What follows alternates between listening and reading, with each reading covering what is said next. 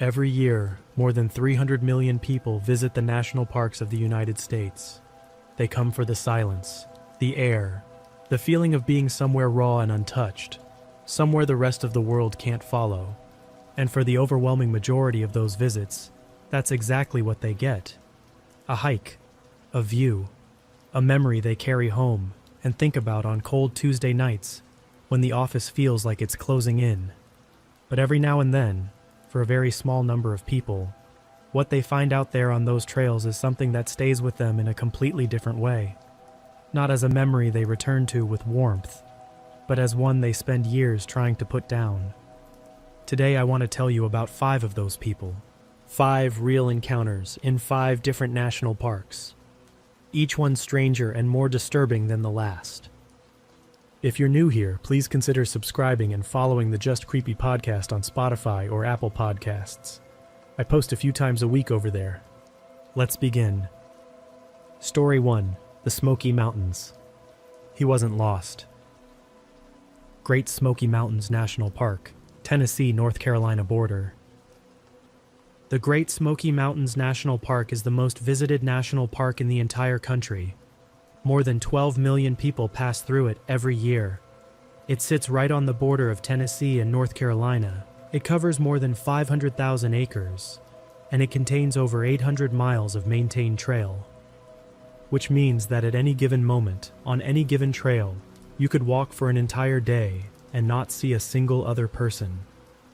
That's exactly what drew 34-year-old Carrie Holt to the park on a Saturday in mid-October. Carrie was an experienced solo hiker. She'd completed sections of the Appalachian Trail across multiple states. She knew how to read weather, how to manage her pace, how to camp alone without anxiety. She had done this enough times that the backcountry felt like home to her, not just comfortable, but genuinely familiar, the way a well-worn kitchen feels familiar. That Saturday, she set out before sunrise from the Davenport Gap trailhead with a 2-night permit and a 30-mile section planned. The weather was cold but clear. The leaves were past peak but still on the trees, hanging on in that last gasp way they do in October, orange and brown and gold against a sky so blue it almost looked artificial. She told her sister where she was going and when to expect contact. By 8 in the morning, she'd put 6 miles behind her without seeing another soul. Then she stopped to eat breakfast at a flat rock above a creek crossing, sat down, pulled out her food, and looked back the way she'd come. There was a man on the trail behind her.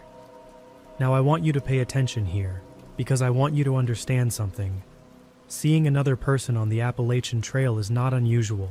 Hikers pass each other constantly. The trail is long and shared and social in its own quiet way. Carrie didn't feel alarmed. She noted him the way you note a car in the rearview mirror when you're driving on the highway, registered it, filed it, and moved on. The man didn't reach her position. He stopped maybe 200 yards back, appeared to look at something off trail, and then sat down on a log. She finished eating, packed up, and kept moving. 45 minutes later, she crested a ridgeline and stopped to check her map. She scanned back down the trail behind her. The man was still there. Still the same distance back, still moving at the same pace she was, maintaining that 200-yard gap with a consistency that was either coincidence or wasn't. She told herself it was coincidence. Lots of hikers maintain the same general speed. Lots of hikers take breaks at the same spots. She picked up her pace slightly and pushed on. By noon, she had put in nearly 15 miles for the day. She stopped at a shelter to eat lunch and fill her water filter at the nearby spring. She spent about 25 minutes at the shelter, long enough to fully rest her feet and give herself a proper meal, the kind of deliberate midday stop she always built into her long days. When she stepped back onto the trail and looked south, the man came around the bend in the trail. Same distance, same pace. And here is where something shifted for Carrie, because for the first time she got a clear look at him. He was tall.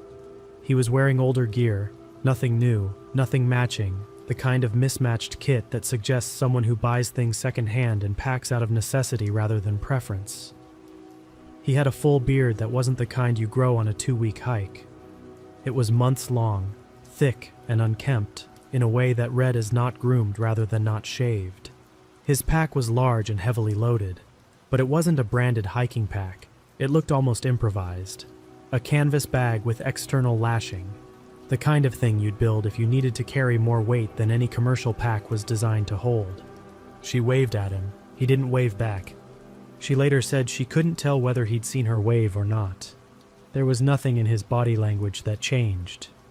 He was just there, moving at his pace, maintaining his distance, looking ahead at the trail. She started walking again. She pushed hard for the rest of the afternoon, harder than she'd planned, harder than was comfortable. And by 4:30 she reached a lean-to shelter where two other hikers, a couple in their 50s named Dennis and Margot, were already setting up camp. Dennis was boiling water on a camp stove. Margot was arranging her sleeping bag. They looked up when Carrie came in and smiled the way hikers smile at other hikers at the end of a long day. Carrie almost cried when she saw them. She explained what she'd experienced. Dennis and Margot listened without interrupting. Dennis said he'd take first watch. Margot made tea. All three of them went to sleep with the shelter walls at their backs and the trail in front of them. The man never appeared at the shelter. The next morning, Carrie made a decision. She cut her trip short and hiked out. She reported the encounter to a ranger at the Davenport Gap station, gave a physical description, described the pack, described the behavior, the consistent distance, the maintained pace, the lack of acknowledgement. The ranger's reaction was not what she expected. He didn't dismiss her. He didn't tell her she was overreacting or that she'd probably just crossed paths with an eccentric section hiker. He listened carefully, asked her to repeat the description of the pack, and then excused himself to make a phone call. When he came back, his expression was measured and professional. But Carrie said she could tell, the way you can always tell when someone is being careful not to show you something, that what she'd described meant something to him. 2 days later, law enforcement rangers located a campsite roughly 3 miles off trail in a section of the park that had no legal campsites and saw essentially zero visitor traffic. The site was sophisticated, not a tent, but a semi-permanent structure built into a hillside using deadfall timber, tarp material, and salvaged insulation. There was a fire pit with a concealment system built around it to reduce the visible smoke column. There was a cache of food that would have lasted months. The structure had a low profile and had been sited with clear lines of sight to the surrounding terrain, the kind of placement that someone thinks carefully about. And on a flattened section of ground near the entrance to the structure, rangers found a notebook. The notebook contained dates, times, and trail names. It contained physical descriptions of hikers, what they were wearing, what kind of packs they carried, what direction they were traveling, and it contained notes that were, by any reasonable reading, observational records. Information gathered, filed, kept.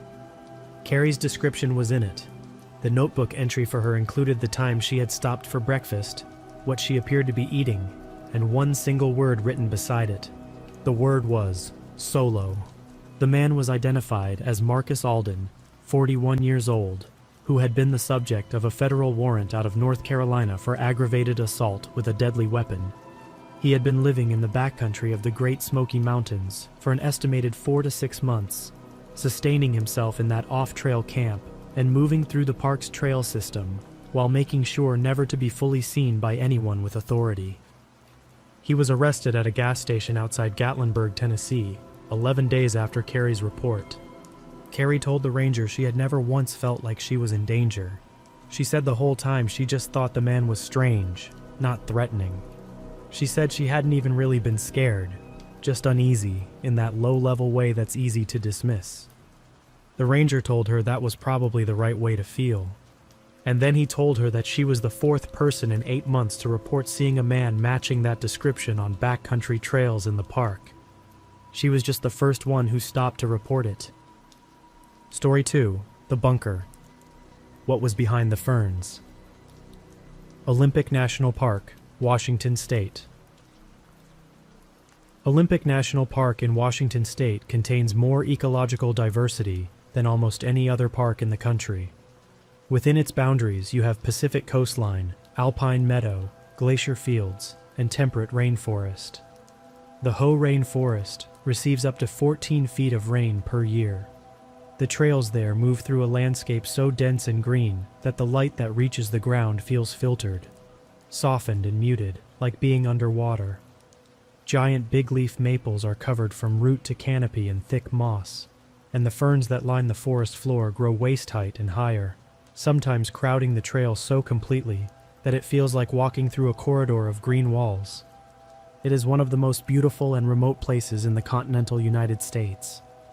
It is also extremely easy to disappear in. In early September, two brothers, Joel and Ryan Marsh, ages 28 and 31, drove up from Portland for a 3-day backpacking trip in the Hoh River Valley. They'd been there before. They knew the main corridor trail well and wanted to push further up the valley than they had on previous trips, get into the quieter upper sections where the foot traffic drops off and the forest gets denser. On the second day, about 9 miles in, Ryan noticed something off the trail to his right. Through the ferns, through those dense green walls that line both sides of the path, he caught a glimpse of something dark and angular, something geometric and artificial, something that didn't belong in that landscape. He stopped and pointed it out to Joel. Joel looked and saw it too. They pushed through maybe 15 feet of ferns and found themselves looking at a wooden door set into a hillside. Not a root cellar door left from some long-abandoned homestead. Not a storage hatch for trail crew equipment. A door, rough-cut timber, reinforced with metal strapping, set into a frame that had been carefully fitted into the contour of the hillside so that it was nearly invisible from the trail. The hinges had been greased recently enough that there was no rust, no seizing. This was a maintained door. Someone was keeping it in working order. The door was closed but not locked. Joel and Ryan stood there for a long minute, neither of them saying much. They told each other later that neither of them wanted to be the first one to open it. Eventually Ryan did, because he's the older brother and felt like that meant something in the moment. The interior was dug into the hillside, maybe 8 feet deep, 6 feet wide, with enough headroom to stand in. There was a cot, a small camp stove with fuel canisters stacked in a careful row beside it, shelving made from rough timber attached to the earthen walls, holding canned food, a comprehensive first aid kit, waterproof storage bags, a battery array in the corner connected to what appeared to be a small solar panel, routed through a narrow conduit in the hillside ceiling. Whoever had built this place had planned to be here for a while, but none of that was the thing that mattered. None of that was the thing that made both of them step back out through the door without touching anything. On the far wall, mounted on a wooden panel, there were 4 small screens. Each screen was connected to a wireless camera receiver. 3 of the 4 cameras were live, actively transmitting, the image clear and stable. And what they showed, what was on those screens, was the trail. The trail they had just walked. The main corridor of the Hoh Rainforest, one of the most traveled trails in the park. Each camera positioned at a different point along approximately 1 mile of the route, each with a clear and unobstructed angle on anyone passing. The footage was not being recorded to any visible media. There were no drives, no cards in sight. It was just live. Someone, somewhere, had sat in that hillside room and watched a screen showing this trail. Watched hikers pass. Watched them the way you watch traffic through a window. From a position of complete invisibility, complete safety, knowing you will never be seen. The brothers stepped out, did not close the door, walked back to the trail, and moved fast. They didn't discuss what they'd found until they were standing in the trailhead parking lot almost 3 hours later. The car doors open, the ordinary world of pavement and cell signal around them. They filed a report with the Olympic National Park Visitor Center the following morning. Rangers and law enforcement reached the structure within 48 hours. What the full investigation revealed took considerably longer. The bunker, which is what investigators called it in the subsequent report, had been constructed incrementally, based on the quantity of material, the complexity of the earthwork, and the staging of the components. Investigators believed it had taken the better part of a summer to build, completed over multiple separate trips, rather than a single extended stay. This wasn't someone who had hiked in one day and started digging. This was a project, a plan carried out over months, piece by piece, load by load. The camera system was more sophisticated than the brothers had realized in the moment. 4 cameras total, positioned at points along a 1-mile stretch of the main trail, each one camouflaged at ground level in the fern cover on the trail margins. The system had been operational based on battery charge levels, component wear, and the condition of the wiring for approximately 8 months. 8 months during which hundreds of people, families, solo hikers, guided tour groups, trail runners, people who drove up from Portland or Seattle for a weekend in the Ho, had walked past those cameras without knowing. What investigators did not find was any recording media. No hard drives, no memory cards. The footage, if it had ever been saved, had been removed. There was no way to know what had been captured, what had been kept, what someone might still have on a drive somewhere. The structure was linked to a man named Gerald Forsyth, 53, through tool receipts found at his property, tire tracks near a seldom-used forest road that connected to the park boundary, and a partial fingerprint on one of the camera housings. Forsyth was a former security contractor. He had no prior criminal record. He was charged with installation of surveillance equipment in a federal protected area, criminal trespass, and several related federal offenses. During his interview with investigators, Forsyth said he had never physically approached or contacted any hiker. He said he had never intended to harm anyone. He said he had built the structure and the camera system because, and this is his exact phrasing, documented in the investigative record, he was studying people when they think no one's watching. The cameras were removed. The structure was collapsed and the hillside was restored. The investigation did not turn up any evidence of what had been captured or stored during those 8 months of operation. No recordings were ever found.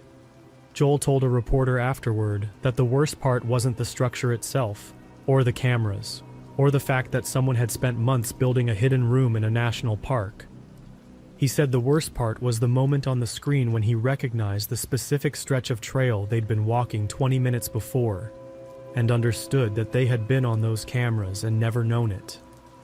That at some point on the walk in, their image had been on one of those screens, and that if Ryan hadn't looked through the ferns, they would have walked back out the same way, and they still never would have known. Story 3: The Offer. Help. Glacier National Park, Montana. Glacier National Park sits in the northwest corner of Montana, right up against the Canadian border. It's a big park, more than 1 million acres, and its backcountry is genuinely remote in a way that goes beyond most people's understanding of that word. You can hike for multiple days in Glacier's interior and not cross a road. The park sees far less foot traffic than parks like Yosemite or the Smokies, which means the trails go quiet fast. Within a few miles of most trailheads, the solitude becomes complete. There is no one coming. There is no service. There is just the mountain and the sky and you. For most people, that's exactly the appeal. In late July, a man named Paul Chen, 26, set out on a solo backpacking trip along the Highline Trail, one of Glacier's most celebrated routes, running along the Continental Divide above the Going to the Sun Road. Paul was in excellent physical condition. He ran half marathons on weekends. He had done backcountry trips in Colorado and Utah. He was carrying modern, well-maintained gear, a comprehensive first aid kit, and a satellite communicator. One of those handheld devices that lets you send GPS coordinates and emergency signals, even when you have no cell reception, which in most of Glacier's backcountry is all the time. On the second afternoon of his trip, about 14 miles from the nearest trailhead, Paul's right ankle gave out. Not a break. A serious sprain, the kind where the joint rolls completely on loose shale, and you feel the ligaments stretch in a way that makes your stomach turn over before the pain even arrives. He went down hard on a section of exposed rock. He sat up, took stock, and understood immediately that his trip was over. He wasn't going to be covering miles on this ankle. He needed to rest it, stabilize it, and then move slowly toward the nearest exit point when he was able. He got off the trail, found a flat spot in a small stand of subalpine firs, wrapped the ankle from his kit, and made camp. His plan was to rest through the afternoon and evening, then move at first light when the swelling had stabilized. He had food, he had water, he had the communicator if things deteriorated, He was in real pain and genuinely frustrated, but he was not in danger. That was at around 3 in the afternoon. At roughly 5:30, a man appeared at the edge of the trees. Paul saw him before the man saw him. The man was not on the trail. He was moving through the trees from a direction that had no trail and no logical approach. Not the kind of angle someone takes if they've come from the High Line or any connecting route. He was moving slowly, looking at the ground, the way someone does when they're checking terrain or following something only they can see. Then he looked up and saw Paul. He smiled. He raised a hand in greeting, relaxed and unhurried. He came over and crouched down at a friendly distance. He introduced himself as Warren. He was somewhere in his late 40s or early 50s.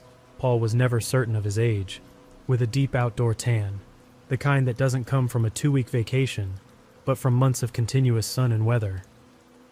His clothing was functional, but worn in ways that spoke to extended use. He said he was hiking through and had noticed Paul's camp. Then he said he was a wilderness EMT and offered to take a look at the ankle. Paul was in pain, and if he was being honest with himself, relieved to have company. He said it was a grade 2 sprain, he thought. Warren crouched closer, examined it without touching it, and nodded with the careful confidence of someone who had seen injuries and knew how to manage them. Then Warren said something that Paul would return to many times in the weeks and months after, turning it over and examining it the way you examine something you know matters, but can't yet fully explain. He said that the trail Paul was planning to use to exit the park was a long way from his current position, and that Paul wasn't going to cover that distance on this ankle in anything less than 3 days of slow going. But that Warren knew a shorter route, a game trail, essentially, not on any official map, that would cut the distance to the nearest road down to less than 8 miles. He said they could travel it together, that he would help Paul move, that they could leave right now before the light went. Paul said he'd think about it. He said it calmly, just buying himself time. And here's the part of the story I want you to sit with for a moment. Paul was not a suspicious person by nature. He was sociable and trusting. He liked meeting people on trails. He was also in genuine pain, in a remote location, with a legitimate need for help. Every logical part of the situation pointed toward accepting the offer. Warren seemed competent, calm, and knowledgeable. The offer was specific and practical, but something in Paul would not settle. He examined it afterward and could never reduce it to one specific thing. It was the angle Warren had come from, not the trail. It was the speed of the offer, how quickly it came before any real conversation had happened between them. It was the specificity, not just, I know a shorter way out, but the exact mileage, the confident dismissal of the official route, the insistence that they should go now, before dark. It was the fact that in the course of the conversation Warren had never once mentioned where he'd come from or where he was going. Paul told Warren he was going to check in with his contact first, and he held up the communicator. Warren's expression didn't shift, but he stood up from his crouch. That quick, quiet movement from settled to standing. He said Paul didn't need to do that. He said he'd been through this section of the park a dozen times and knew it better than the rangers. He said the communicator was for emergencies, and this wasn't an emergency. He said it with a lightness, almost a smile, the way someone talks when they want to sound reasonable. Paul activated the communicator anyway. Not the SOS, just the check-in function, which sent his GPS coordinates to a contact list. His sister, a friend. Warren watched him do it without speaking. Then Warren said the offer stood if Paul changed his mind. He said he was going to make camp nearby. He turned and walked back into the trees, in the exact same direction he had come from. Paul did not sleep that night. He heard nothing, no fire, no movement through the underbrush, no sounds from wherever Warren was supposedly camping. Complete silence from the trees. He sat with his back against the trunk of a fir, and his folding knife open in his hand, and waited for the sky to go from black to gray. At first light, he taped his ankle as tightly as he could manage, loaded his pack, and moved. He covered the miles on that ankle. It took him 11 hours. A ranger at the Granite Park Chalet trailhead walked the last 2 miles out with him. He filed an incident report. Glacier Rangers searched the area where Paul had camped and the direction from which Warren had appeared. They found a camp approximately 1 mile off-trail in a dense section of subalpine timber. The camp had been occupied for an extended period, weeks at minimum, based on fire ash accumulation, the depth of ground compression under the sleeping area, and the quantity and variety of food stores. There was no tent, but there was a carefully constructed sleeping setup using cut boughs and a waterproofed fly rigged between 2 trees. The camp had been built by someone who understood the backcountry and knew how to be comfortable in it without being visible from any trail or ridge. The camp appeared to have been abandoned quickly, recently. The investigation that followed did not turn up a confirmed identity for Warren. His physical description was cross-referenced against missing persons reports, outstanding warrants in Montana and neighboring states, and a list of individuals who had registered to enter the park without any record of exiting. There were several partial matches. No confirmed identification was ever publicly released. What the investigation did establish, what rangers were able to reconstruct from the terrain and from Paul's detailed account of Warren's directional description of the shortcut, was that the route Warren had proposed did not lead to a road. Based on the bearing and the terrain features Warren had referenced, the route led further into the backcountry, away from any trailhead, away from any road, away from any other person. Paul said in his report that he believed Warren had expected him not to have the communicator, that the offer had been calibrated for someone without one, someone who was alone and injured and had no way to tell anyone where they were going. Whether that's exactly right, nobody can confirm. What is confirmed is that Warren had been living in those mountains for weeks, outside any legal permit, without registering with the park, without any contact with any other known person, and that for one afternoon in late July, he'd had a seriously injured, completely isolated person sitting directly in front of him with no easy way out. Warren was never found. The camp was never reoccupied. Story 4: The Compound. Running into it. Zion National Park, Utah. Zion National Park in southwest Utah draws more than 4 million visitors a year, and the overwhelming majority of them stay in the canyon, the main valley, crowded and gorgeous and accessible by shuttle bus, with its famous walls of red and white sandstone rising thousands of feet on both sides. The canyon is the park for most people. It's what they came to see, and it delivers. But Zion extends far beyond the canyon. The east side of the park, the mesa tops, the backcountry, the slick rock desert that stretches away from the canyon rim, might as well be a different place. It is vast and empty and red and completely without services. Trails become suggestions. The terrain becomes abstract. 4 million visitors a year, and most of them never set foot in any of it.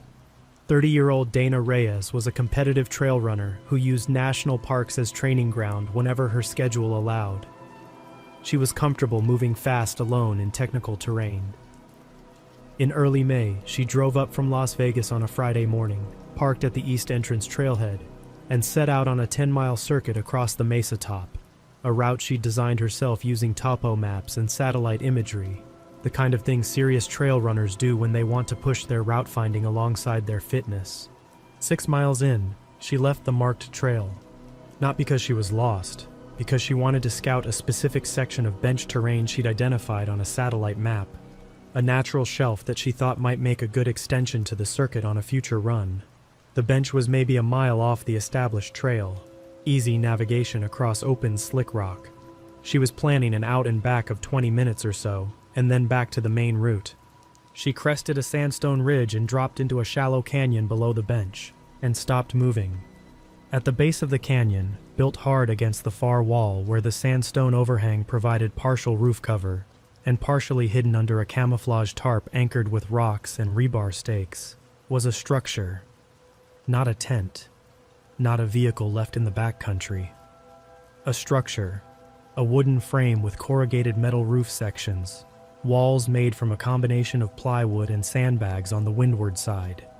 It was roughly the size of a garden shed, solid, built to last through multiple seasons of desert weather. Beside it, arranged in a careful grid on the canyon floor, were plastic storage containers, the large, hard-sided weatherproof kind, at least 20 of them. more possibly if some were inside the structure. And beside those, a rainwater collection system made from PVC pipe routing runoff from the overhang into a sealed drum, and a small solar panel array positioned on the south-facing wall of the canyon for maximum exposure. Dana stood at the top of the drop for a long moment and looked at all of it. This was not the work of a weekend. This was not someone who had hauled a few things out here and set up a rough camp. Every element of that setup, the structural frame, the sandbag walls, the organized containers, the water collection, the power system, had been planned and built and stocked over a period of time that she could not immediately calculate, but understood instinctively was months.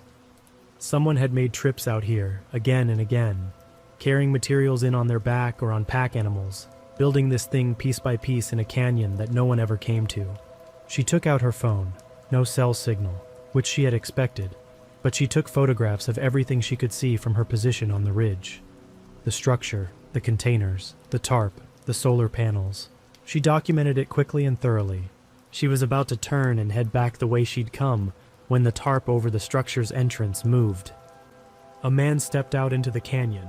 He was heavy-set, wearing work clothes, canvas pants, a long-sleeve work shirt, with a wide-brimmed hat and a bandana around his neck. The clothes of someone who worked outdoors, not someone who hiked. He came out into the sun, and then he looked up the slope. He saw her. For a moment, neither of them moved.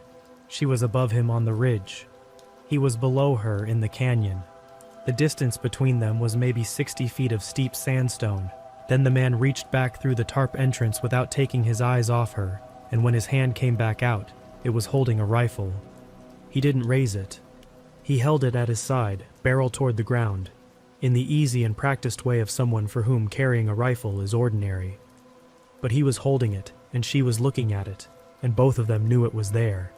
He called up to her and asked what she was doing out here. He said this was private land. Zion National Park is not private land. There is no private land within the boundaries of Zion National Park. Dana told him she was trail running, that she had come off the main trail to scout terrain, and that she was heading back right now. She kept her voice flat and calm and unhurried. She made a decision in that moment. She described it later as an explicit, conscious choice. Not to run, not to move fast, not to give any signal of alarm. She would move like someone who had nothing to worry about, and therefore wasn't worried. She turned and walked back up over the ridge. The moment the crest of the ridge was between her and the canyon, she ran. She ran the full mile back to the established trail at a pace she said she could never have sustained in any normal training context. She ran the remaining 4 miles to the trailhead at the same pace. She got in her car, drove to the Zion Visitor Center, and reported what she'd seen. She had the photographs to show them.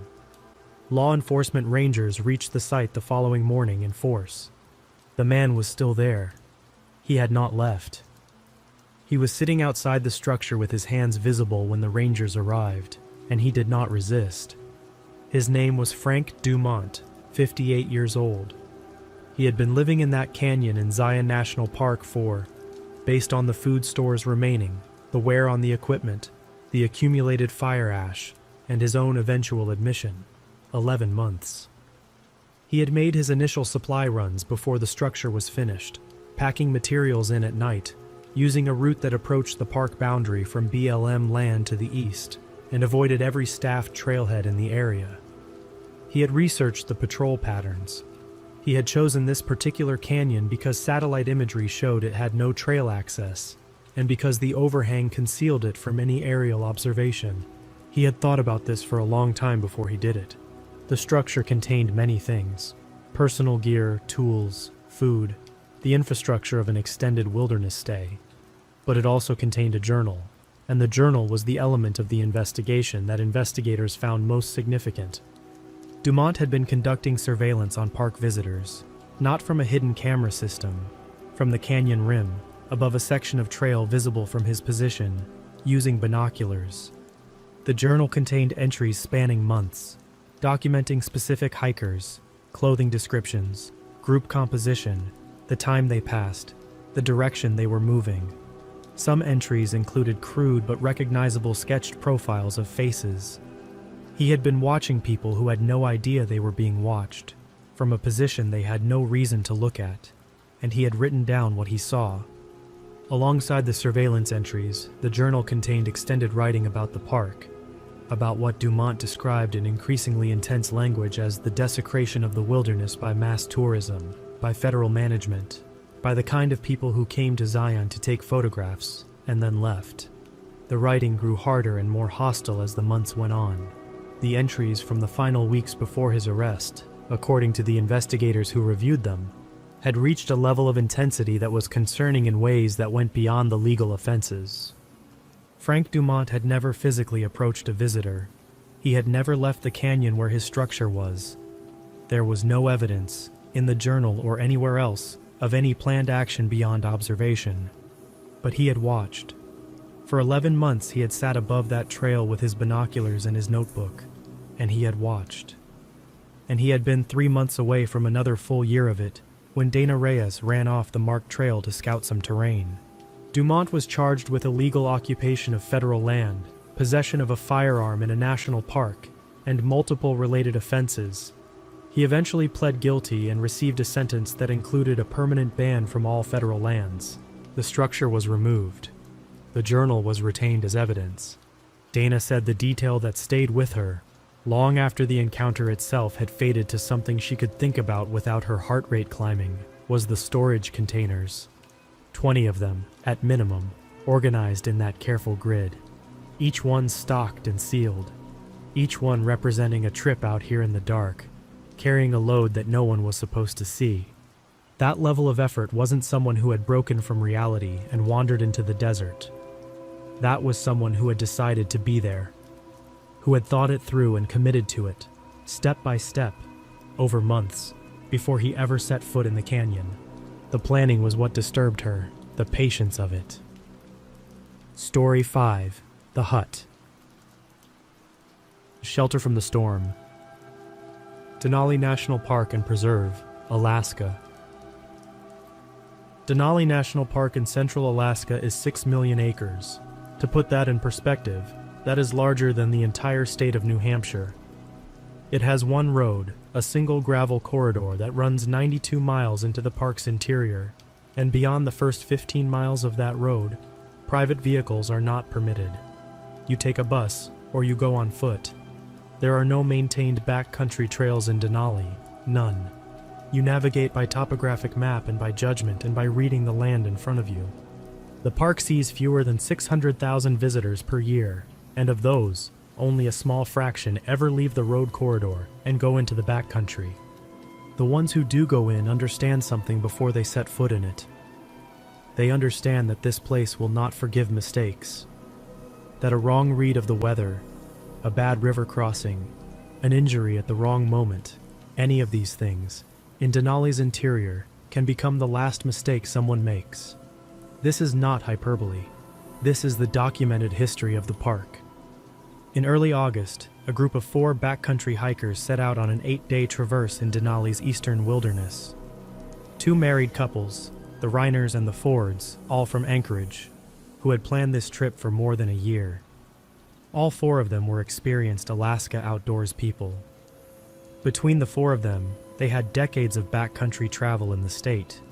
They were carrying appropriate gear for the conditions, bare canisters for all food, satellite phones, and a detailed float plan filed with the park, which meant that rangers knew their intended route, their timeline, and what to do if they didn't check in on schedule. These were not people who made avoidable mistakes. On the 4th day, a weather system moved into the area that the forecast had not predicted. In the Alaskan interior in August, weather can change with very little warning. A clear morning can turn to 0 visibility conditions within a few hours, and when the change is serious, it is serious fast. What came in that afternoon was a strong low-pressure system bringing sustained winds above 40 miles per hour and driving rain that was cold enough, at that elevation and in that wind, to carry genuine hypothermia risk if they stayed out in it. They were 3 miles from a marked emergency shelter, a ranger-maintained hut, documented on their topo maps, designed for exactly this kind of situation. Basic structure: 4 walls, a roof, a small iron stove, emergency supplies. The door is always left unlocked. That's the point of it. It's there for people who need it. They moved toward it as fast as the terrain allowed. They reached the hut at around 7 in the evening. The door was unlocked as expected. Mark Reiner pushed it open, and the group came inside out of the rain and wind. And for a moment all 4 of them just stood there breathing, grateful for the walls and the roof and the stillness. Then the first thing registered. It was warm in the hut, not the immediate warmth of their own body heat after coming in from the cold. Warm from before they'd arrived. The small iron stove in the corner was not burning, but the metal of it was still warm to the touch. Someone had had a fire in it recently, within the past hour or 2 at most. They looked around the hut more carefully. The basic emergency equipment was present. The bunks, the first aid kit bolted to the wall, the emergency rations. But there was considerably more than that. A wooden shelf had been attached to the rear wall, attached with screws driven into the structure, not a portable addition, holding a personal food supply. Not emergency rations, but a varied, organized selection of food that included fresh vegetables wrapped in cloth to keep them from bruising. A sleeping system on one of the bunks that was far more elaborate than anything the shelter was equipped with. A full multi-layer sleep setup with a personal pillow, personal clothing hanging on a cord strung between 2 wall hooks, and on the bunk beside the sleeping setup, a stack of handwritten pages, face up, covered in dense and close-packed handwriting that none of them read more than a few words of before looking away. And on the wall above the shelf, tacked directly into the wood with finishing nails arranged in rows, were photographs. Photographs of Denali's landscape, the ridgelines, the river bars, the tundra, the peaks. Beautiful photographs, taken from positions across the park that suggested someone who had been moving through the backcountry extensively, over a long time, over many trips. These were not tourist photographs. These were the photographs of someone who knew this place. Mixed among the landscape photographs were photographs of the road corridor, the park entrance, the bus stop where visitors boarded the Denali buses at the beginning of their trips, standing in small groups with their day packs, looking up at the mountains, the particular posture of people seeing something for the first time.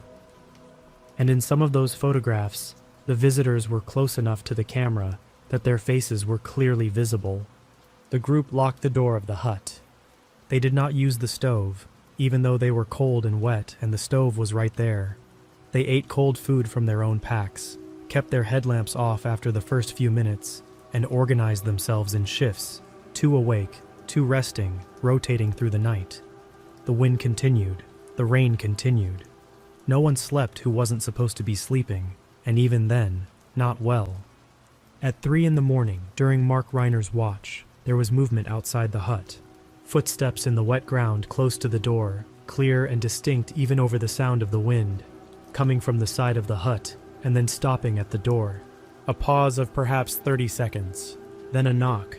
3 deliberate knocks on the wooden door of the hut. Mark woke the others. All 4 of them moved to the far end of the small space, backs against the rear wall, as far from the door as the hut allowed, which wasn't far.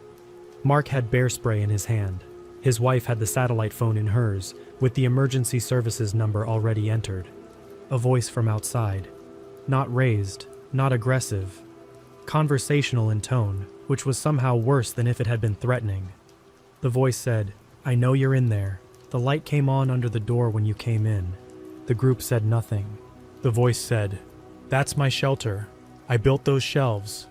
I'd like to come inside." A long silence, during which none of the 4 moved or spoke. Then the voice said, "I'm not going to hurt you. I just want my things." Mark Reiner spoke through the door without touching it. He said they were sheltering from the storm. He said they had a satellite phone and were in contact with park rangers. He said he was going to make a call. The voice outside went quiet. Mark Reiner dialed the backcountry emergency line. The ranger on duty kept him on an open line, asking questions, keeping track, while a law enforcement ranger was dispatched. Given where they were in the park's interior, the response time was what it was. The ranger on the phone told Mark to keep the door locked and to stay calm, and to keep talking to him. Mark stayed on that phone for the rest of the night. When the law enforcement ranger arrived at the hut shortly after 5 in the morning, the man outside the door was still there. He was sitting against the exterior wall of the hut with his knees drawn up to his chest, in the rain, in the wind, apparently having sat there through the entire night without leaving. He had waited. He did not run when the ranger's light found him. He did not resist. His name was Thomas Greer. He was 44 years old.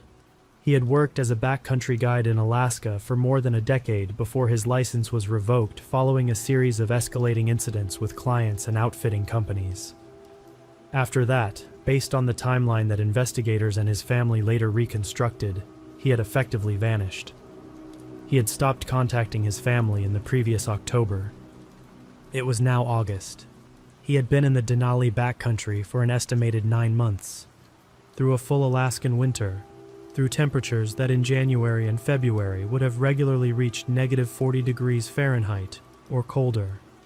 9 months in the wilderness, using the emergency hut as his base, moving through the park's interior, photographing the landscape and the visitors at the road corridor, writing those dense pages.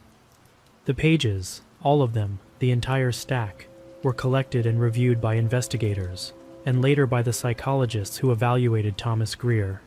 The writing concerned the park. It concerned what Greer believed was being done to the wilderness by tourism, by federal management, by the visitors who came through on buses and left. The writing framed the park's protection in terms that became increasingly religious in character over the months. The wilderness as something sacred, himself as something appointed to guard it. The entries from the final months described the visitors at the bus stop in terms that went far beyond observation. There was no evidence that Thomas Greer had ever physically approached a visitor. There was no evidence of any planned or attempted physical harm. But 9 months alone in the Alaskan interior, in that cold, in that isolation, in that particular progression of thought, the psychologists who evaluated him concluded that he had experienced what they described as a complete and sustained break from baseline reality. The beliefs in those pages were not the beliefs of a person who was troubled. They were the beliefs of a person who was, in a clinical sense, no longer in contact with the world as it existed. He was removed from the park by float plane. He was evaluated, committed to a treatment facility, and was never permitted to return to Denali. His belongings were removed from the hut and documented. The photographs were retained by Park Service investigators. The handwritten pages were retained as well, and sealed. No one who reviewed those pages has ever described their contents in any public detail. One investigator, speaking anonymously to a journalist the following year, said only that the pages were organized and internally consistent, but not rational, and that reading them gave a very clear picture of what 9 months of Alaskan winter isolation had done to Thomas Greer's mind. Or depending on how you read it, what Thomas Greer's mind had been doing to itself long before he ever walked into that backcountry. The Reiner and Ford couples were transported back to the road corridor the following morning. Both families requested that their full names not be used in any media coverage, and that request was respected. Mark Reiner gave one interview to a newspaper in Anchorage about 6 months after the event. The reporter asked him what the worst moment was: the knock on the door, the voice, the wait through the night with the phone line open. Mark said it was none of those things. He said the worst moment was the photographs on the wall, specifically the ones of people at the bus stop. People standing in small groups with their packs on, looking up at the mountains, completely at ease. No reason in the world to look back. Taken from close enough that their faces were clear. Taken by someone who had been there, among them, or very near them, without their knowledge. That was the moment, Mark said, that he understood what had been happening in this park, and for how long. That was the moment the hut stopped feeling like shelter. 5 stories, 5 parks, 5 encounters that the people who lived through them will spend the rest of their lives carrying in one way or another. And I want to be careful here, because I mean this sincerely. The national parks of this country are extraordinary places. They are worth visiting. They are worth protecting. The overwhelming probability, if you step onto any trail in any of these parks tomorrow, is that what you'll find is exactly what you came for. Open air, real silence, beauty that doesn't ask anything from you, and room to think thoughts you can't think anywhere else. But the wilderness does something to the margins. It creates isolation where strange decisions happen. It shelters people who need to be unseen. It is big enough and indifferent enough that it keeps its secrets without any effort at all. And the people inside it sometimes keep secrets of their own. Every now and then the trail takes you somewhere you weren't expecting. That's it for today. If this is the kind of videos you want more of, subscribe. I put these out every week. And don't forget to check out the Just Creepy podcast on Spotify and Apple Podcasts. And I will see you in the next one. Stay safe out there.